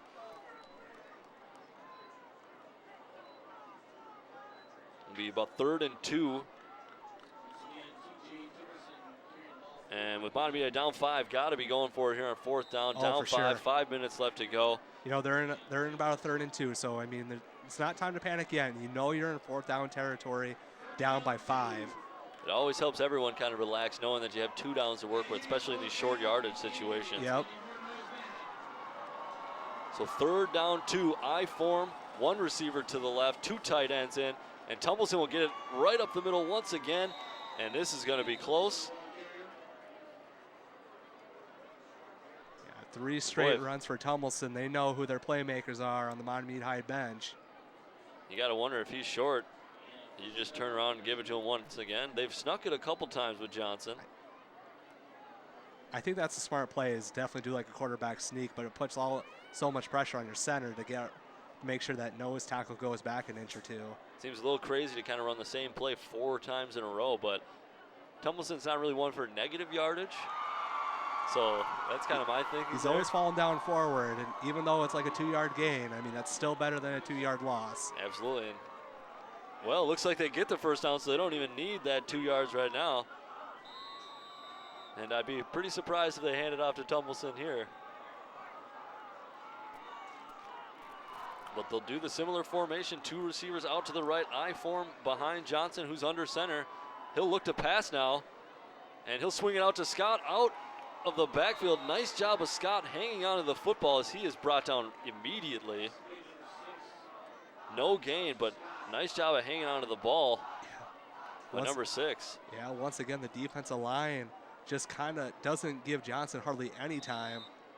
You see Johnson was looking maybe for Voyan there and checked down to Scott, but Scott had a man on him right away. Scott did an excellent job of maintaining that ball. So I form receivers out to the left now. Johnson will throw again. A lot of pressure, and just out of the reach of Voyan. And that pressure by the Polar defensive front is something else. Yeah, it is.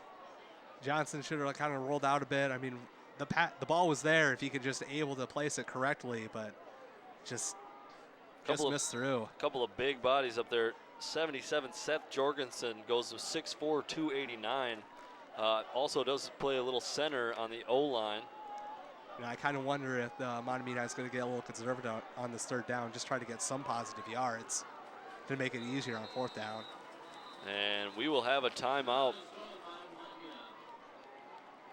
And I believe Mahtomedi is going to take that timeout. They do. We're going to break. Mahtomedi threatening here, but they trail 14-9 with under 4 to go in the fourth.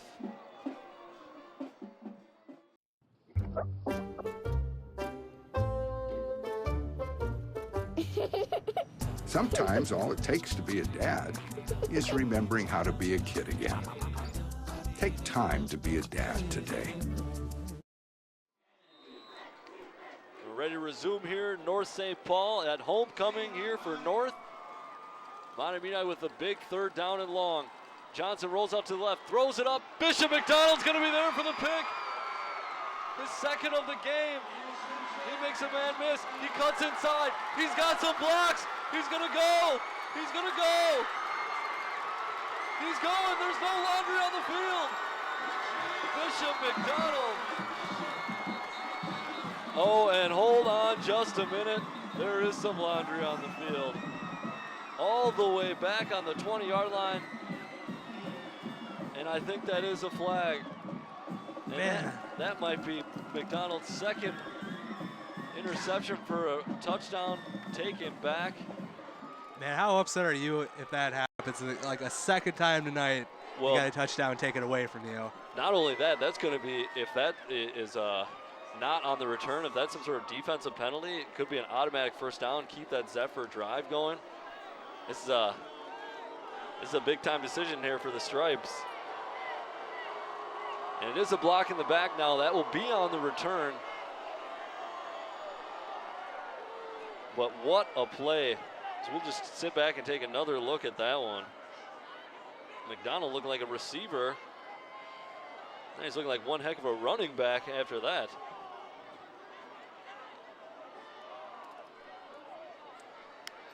McDonald just can't believe it. He's saying, I have to do this again? Second one tonight. You know, both of them have been over 50-yard returns. I was going to say, I didn't think I was going to see one more impressive than that earlier one, but that one. That was good. I mean, completely sidesteps Boyan and just races to the sideline. You got to wonder if they didn't have Corin, that McDonald might be their best option running the football, the way he can move in space. What's that, 9 interception in 5 games? Almost 2 a game. That's ridiculous as a quarterback. Should have 3 tonight. I think he's only going to be credited with 1. So you got to wonder if other games, he's got more interceptions than other games. Yeah, the guy's just a turnover machine because, I mean, he's gotten a couple, or he's forced a fumble after a pretty big Mahtomedi High run, staying with the play.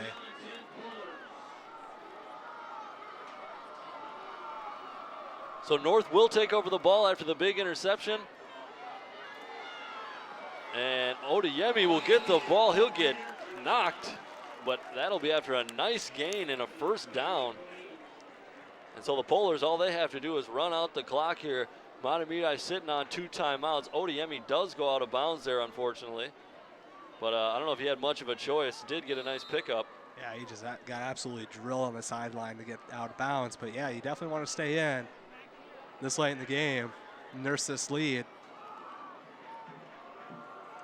So that's 1st and 10 on their own 24, 3:26 left to go ball game. Polars lead by 5. Bothwell in the shotgun, and so we have a timeout that will be taken, and I think that will be North. Like I said, 3:26 left to go ball game. North leading 14-9, and they have the ball. We'll be back after the break.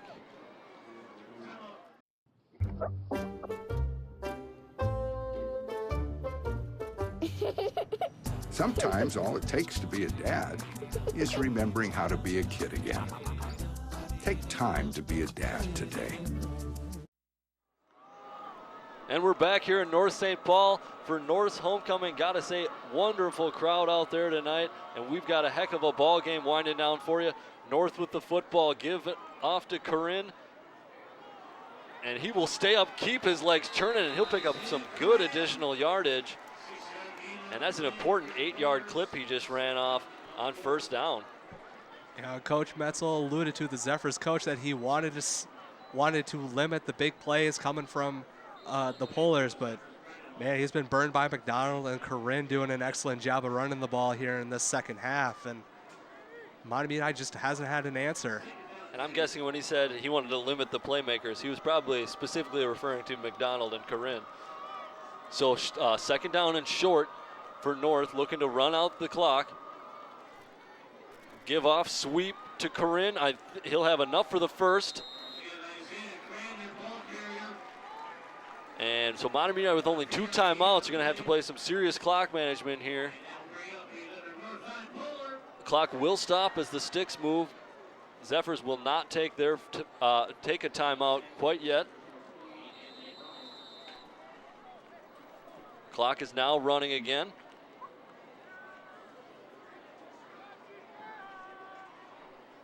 Yeah, it's no secret in the stadium what the Polars are trying to do. I mean, they're just going to give to Corinne, and he's just going to try and go up the middle and pick up some yards. And if you're the Zephyrs, you got to stop it. You got to make the stop on this defense this series in order to get the ball back. This could be a big win for this Polar squad, who lost to Mahtomedi pretty big a couple years ago on homecoming, and also trying to stop Mahtomedi's 4-game win streak and add to their own 3-game win streak. Nice job by Corinne there, sliding before he goes out of bounds. Extremely smart play. Yeah, he may not have gotten more than a yard, but extremely smart sliding, maintaining, or pulling yourself down so the clock can still run. And more importantly, forcing Mahtomedi to use one of those 2 timeouts. So basically, if they can get a first down, the game all but over. Just an absolutely heads up by Corinne. I mean, yes, that's what you should do, and everyone knows it, but sometimes, I mean, even in the pros, they make that mistake of not staying in bounds. I mean, definitely, with the speed of the game and everything going on, sometimes it's the last thing you're thinking about, and instincts just take over, but good job. Corinne's got good instincts and ability. So Mahtomedi taking their second time out of the half, 1 remaining, 2:01 left to go ball game. Polars lead 14-9. They have the football, looking for that homecoming victory. After losing last year in a heartbreaker, 21-18, would love to get that 2015 homecoming win.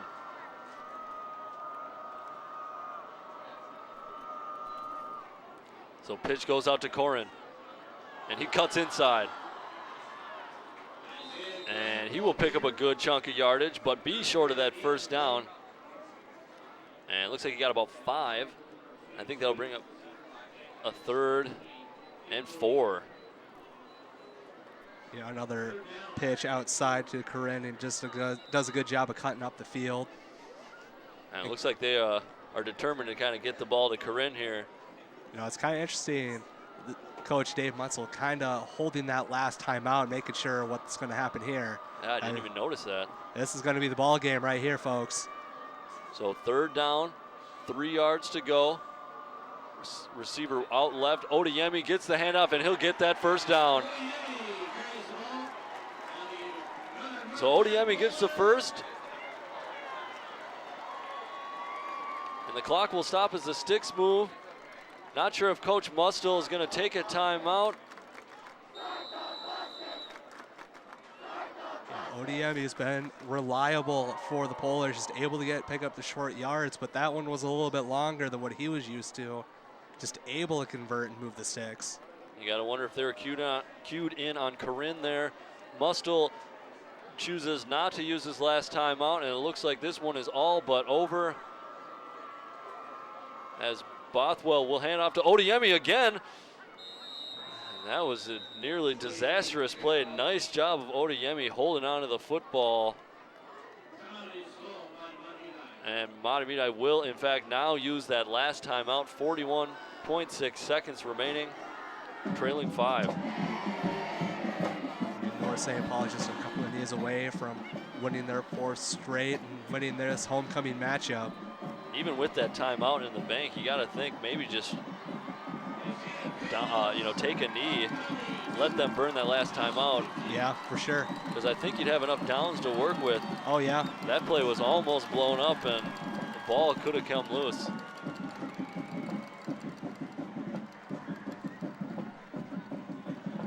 As you see, the North fans getting excited here tonight. What a turnout.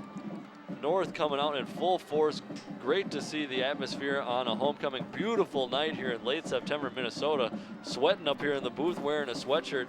Not accustomed to that. Usually we're bundled up in jackets at this point. Absolutely just perfect night for football. It's been a hard-fought, good game here. Both teams with winning streaks on the line. Knew it was going to be a good one. There goes the knee. And it looks like North is going to bring home a victory on homecoming. Yeah, I think they technically need to run one more, and that should do it.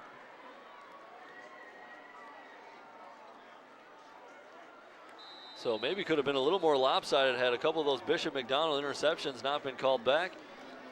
Alas, they were. North still ended up on top. It's Isaiah Corinne, another one of their star players, able to get that second touchdown. And that will be it. They do not have to run one more play. And that is it. And North gets the big win on homecoming. Yeah, this is just a huge win for the Polars. I mean, just winning a team in the East Metro Red District, just kind of picking up another win over a pretty good team. So that'll help them come late in October, come playoff time. Definitely. Mahtomedi was looking like they were going to be one of those teams at the top of this division. So North now with their hat right in that race, looking good with postseason play approaching. We're going to break. Might have a post-game interview for you after that. We got a couple highlights of this one. Once again, North wins 14-9.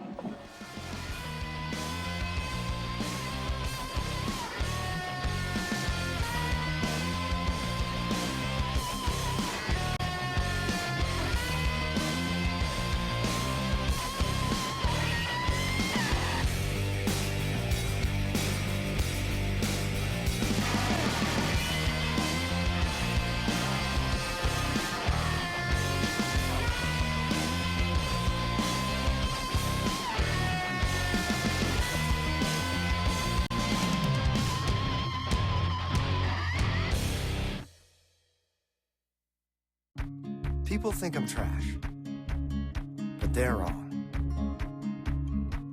Today I'm just an aluminum can, but one day I could be a stadium.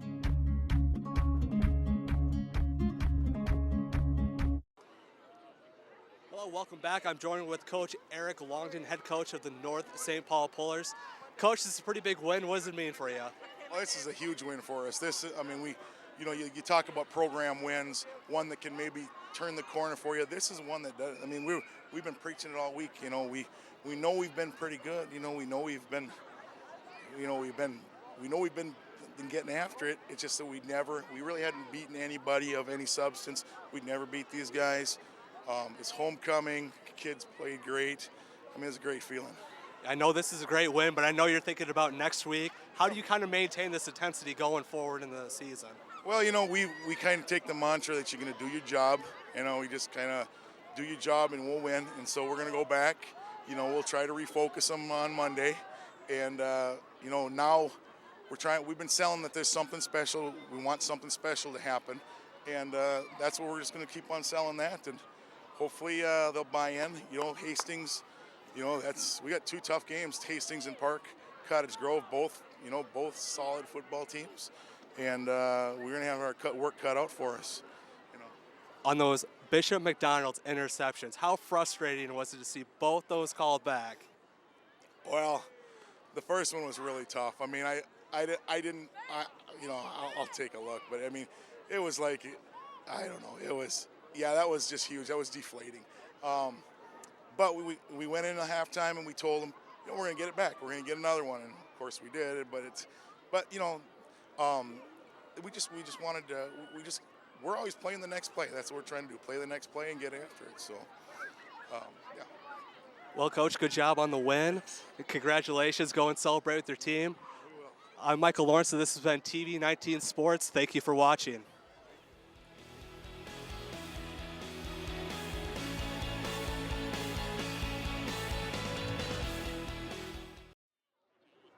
Hi, I am joined with Jimmy Bothwell, quarterback of the North St. Paul Pullers. What does this win mean for you guys right now?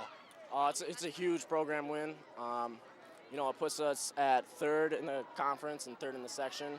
So it sets us up real nice for the postseason. And it's just a huge momentum builder for going into the last couple games of the season. And this is a pretty big win, but how do you maintain this energy and kind of going forward in the season? Well, as you can tell, the school's getting behind us now, giving us a lot of energy. We feed off them. We got 22 guys pretty much that are playing. So, I mean, it's going to be tough, but all those guys, they're football players. They'll be ready to do it.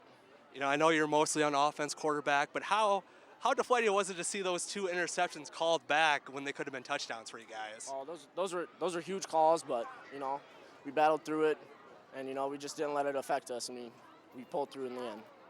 Anything that you guys think you need to work forward going forward in the season? You know, we get pretty tired, you know, with the lack of guys on our roster. So we just got to, you know, condition hard, practice hard, just clean up the little mistakes that we're making. Other than that, you know, I'm feeling pretty good about this. Feeling pretty good about this team. You know, congrats on the win. Enjoy the win tonight. Thank you for watching TV 19 Sports. I'm Michael Lawrence. Catch us next time.